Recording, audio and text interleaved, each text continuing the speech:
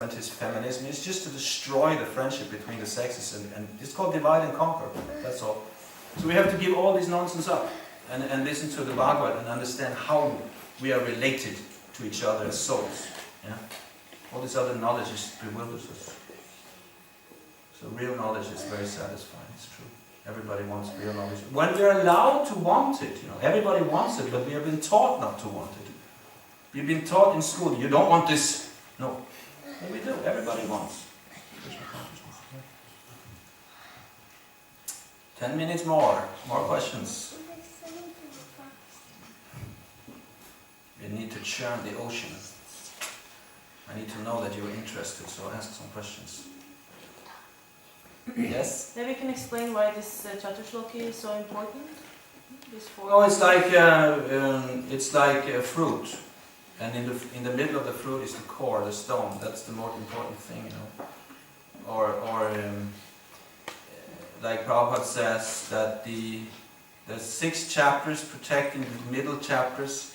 There's 18. If you divide 18 into 3, you get 6, right?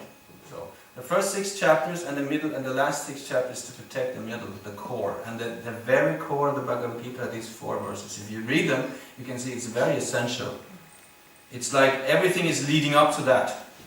Then you have the prologue and the epilogue. So that's the chapter sloka. Same thing with the Bhagavad.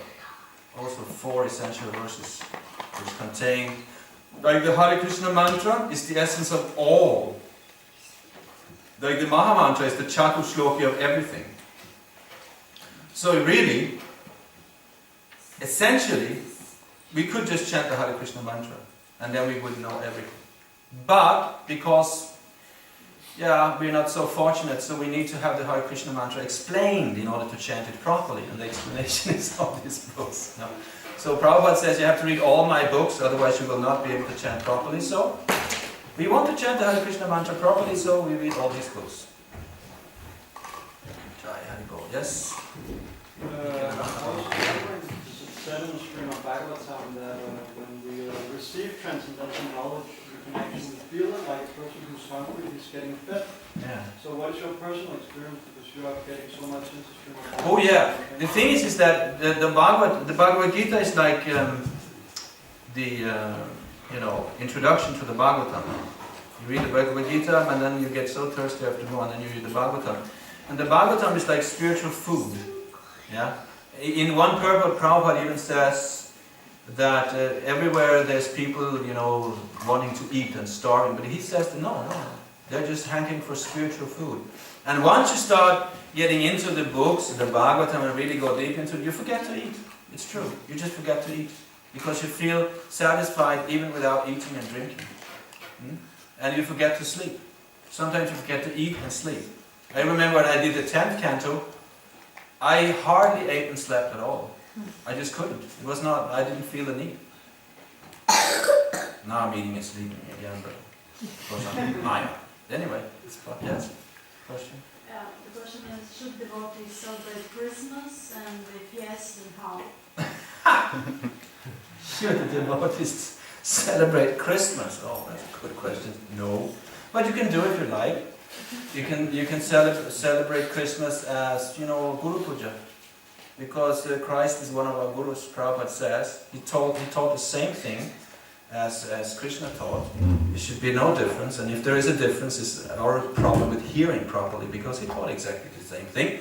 So my kids, they want to have Christmas because they want the presents.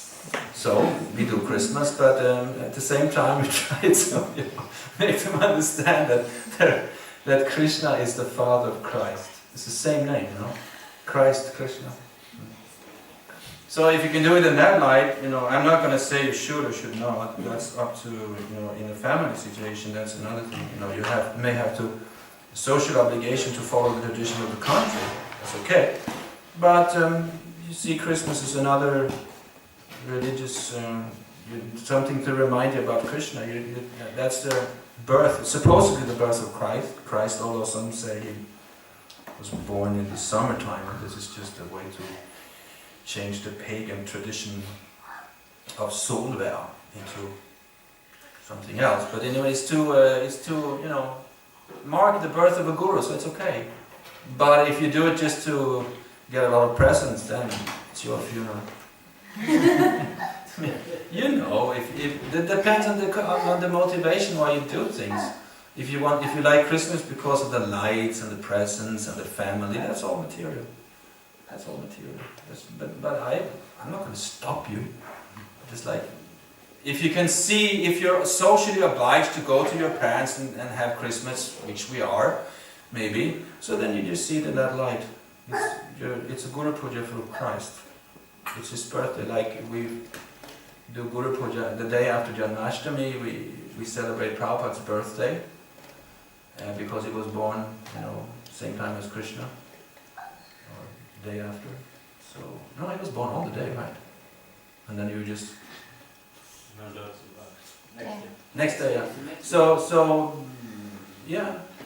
So if you can see Christmas like that, a Guru Puja, you offer some flowers to Christ. I don't know, but at least in your mind, and then it's okay. But Christmas is usually just nonsense. It's just, it's just to have the shops sell a little more once a year, so they can. Of course, in that sense, it's a good thing. You support the shops by buying a lot of junk, for 1 month, and then you can keep selling your stuff for the rest of the year. So there might be some interest in that even from us. But other than that, I don't see any real purpose in Christmas as such, in the way it has become. Because it's just, it's just for the shops to be selling stuff, that's all. Nothing deeper in it. When was Sri Krishna born? When? Yeah. Some 5,000 years ago. No, but you said some date. The date. Yeah. The date, but it's he was born in, it's usually August, September, but it's after the moon. It's 8th day after the moon, right? Ashtami. Ashtami is 8, Janma Ashtami. So it's the 8th day after the waning or waxing? Waxing moon, yeah. 8 days after. Huh? There was a full moon anyway. But there was a full moon because it was his birth. The moon became so happy, even though it was waxing. It was not a waning moon. It was a waxing moon. Waning No, moon. not waxing. Sorry, waning. I wanted to say waning. Oh, waning. It was waning moon. Okay. So it took birth on the waning moon, but the moon became full because of joy. So then the astronomers say, no, that's not possible because the moon is reflecting the sunlight, and how could that happen? But it happened. It happened. Krishna willing, it happened. Yeah. Anything else? Almost ready for the kirtan. In 1 minute we will do a little chanting and dancing and then eating after that. We can have a last question maybe. Or maybe Nikalananda would like to enlighten us a little more. I'm just happy to see you again. Oh, me too. I didn't know you were here, Prabhu. And I apologize, I had to cook because nobody was there, because I'm not a cook, so I don't know how it came out. It ran a day. So now we know who to blame, huh? Yeah, and normally I never cook, but there was nobody here. But I heard your class in the kitchen, I liked very much. Oh, you're very unfortunate. Especially that point that we should publish all of Prabhupada's books. Yeah, you see here what I told you now. I really hope you brought some money with you, because 10 books for 1,000 kroner is unheard of cheap. So anybody, just buy them all, and you will feel so much ecstasy. Yeah? One can even put it on the bank account, the Temple's bank account. One is for you, but another 9 you give to your friends. Christmas Yeah. present. Yeah. Just before the kirtan, what is the proper mood of chanting? What? What is the proper mood of chanting? Chanting. Oh, the proper mood of chanting. It should be like it's like you have an atom bomb hanging over your head in a piece of hair. That's the intensity. Oh, that's how intense you should chant. Like there was an atom bomb hanging in a hair over your head, just ready to drop.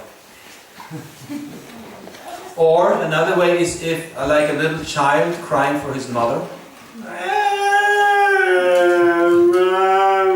If you can do that, then Krishna will. If you can cry like that for Krishna, Prabhupada says it's a little trick. You should learn that trick. But chant after Krishna as if you were crying for your mother, because actually Krishna is our father and mother. So That's the mood. With it's called Tivra also, intense. Tivra. Tivrena Bhakti Yogina. With the intensity of the sun's rays, you know. That's how intense. It cannot be half-heartedly. It has to be intense. So, thank you very much for tolerating this. Now we will chant a little bit. Haribo. Whoa!